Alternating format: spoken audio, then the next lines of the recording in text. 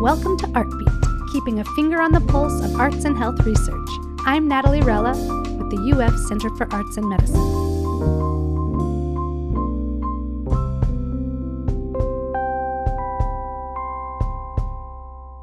For National Gardening and Wellbeing Week, we dug up a study from our EpiArts Lab.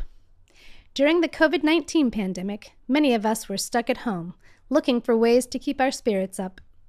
A study from the EpiArts Lab sheds light on what activities helped Americans the most. For the COVID-19 social study, EpiArts researchers collected weekly survey responses from nearly 4,000 adults in the United States, measuring engagement in 8 types of creative leisure activities between April and September of 2020. In a similar UK study, outdoor activities like gardening and creative hobbies like painting were linked to better mental health during the lockdown. We wanted to see if the same was true in the US. The results? Gardening stood out. Just 30 minutes of gardening a day significantly reduced depression and anxiety and improved overall life satisfaction.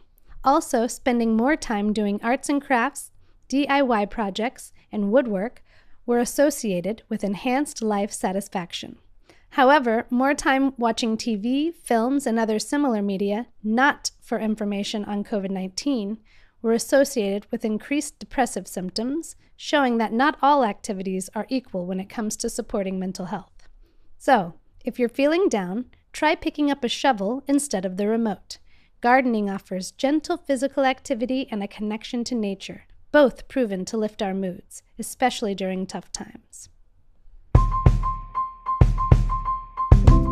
To read the full publication, visit @UFCam on Instagram or Facebook.